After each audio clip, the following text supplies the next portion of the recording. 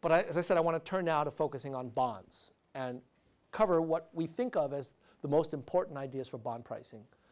So I think you all know the basic idea behind what a bond is. It's a fixed income claim, which means that you know what the income is going to be. It's fixed. It's not random. You know ahead of time it's going to be either the coupons or the final principal paid back.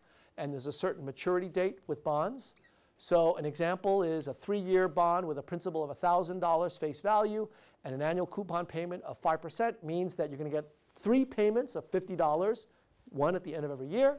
And at the last year, you're going to, in addition, get paid back the principal. And so this is a clear and certain sequence of cash flows. There's no uncertainty going on. So there are several different components of pricing bonds that I want to emphasize. Obviously, the time value of principal and coupons you already know.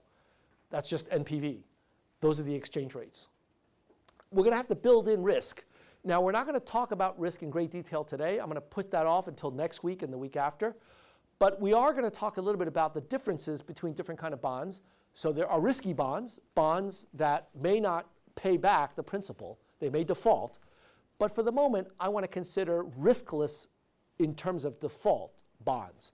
Those bonds still have risk in terms of inflation and interest rates moving around, but you know for a fact that you will get paid back whatever nominal dollars I promise you. You may not know how much those dollars can buy because of bird pie or other considerations. And then later on, I'll talk at the end of this class about risky debt. Okay, so there are 2 flavors of bonds, pure discount bonds versus coupon bonds. Pure discount bonds just pay you a fixed payment at the very end of the maturity date, whereas coupon bonds pay you something along the way. Zero coupon bonds have been constructed from Treasury securities. They're called strips. It's as if you strip away the coupons, and each coupon is its own little discount bond. And so you can actually look at prices on the Wall Street Journal that give you strips. So these are Treasury bonds that pay coupons, but you're going to take off the coupons and consider each coupon a bond of its own. And using these kinds of strips, you can actually get a sense of what interest rates are going to do. So here is pricing from just a few days ago, February the 10th. These are the prices of strips going out to all sorts of different years. So let me show you. In 2020, February the 15th, that's about 3 years from now. It's 3 years and a few days from now.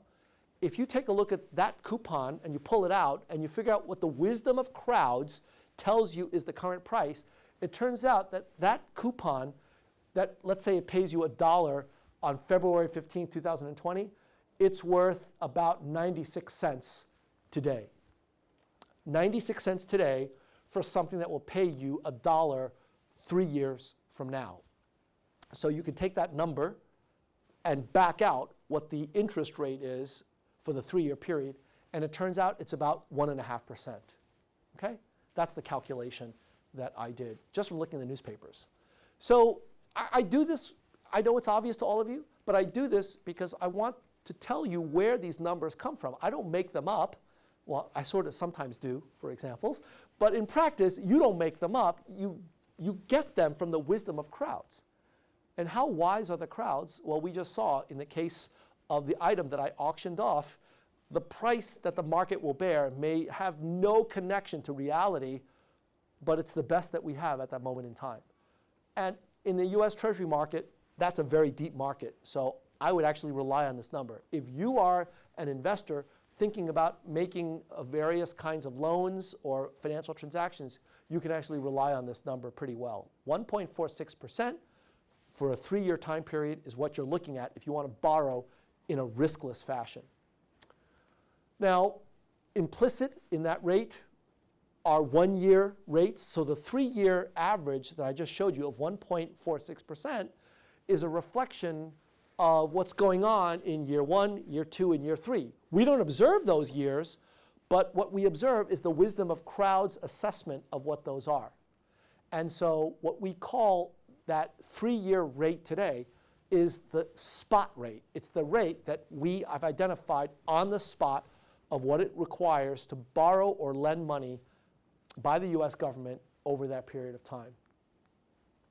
And of course, if we have multiple prices, as we did a few slides ago, of 2020, 2021, 2022, all the various different years, what we're getting are spot rates across all of the different time periods.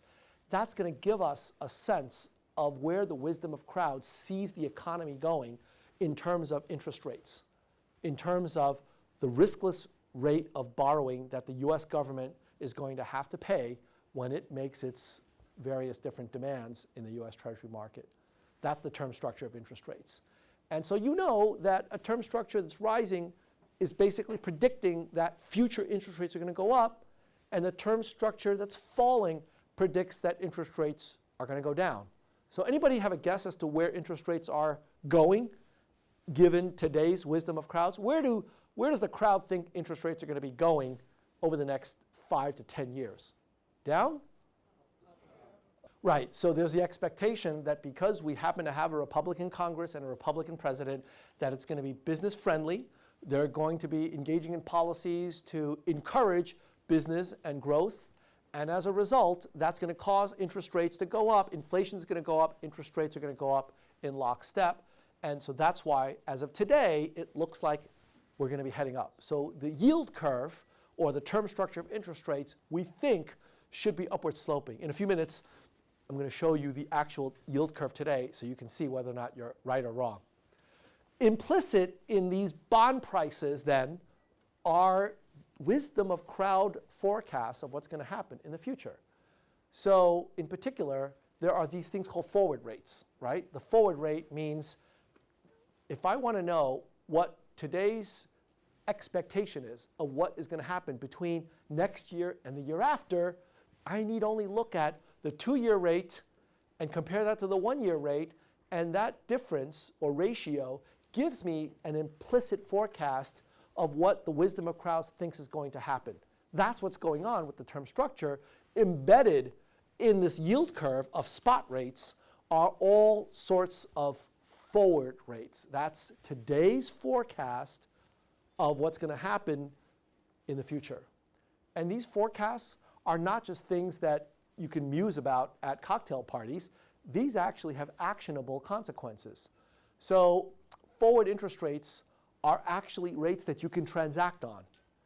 And as a large pharma company, you will do well to make use of these and be monitoring these rates because you can actually benefit from them.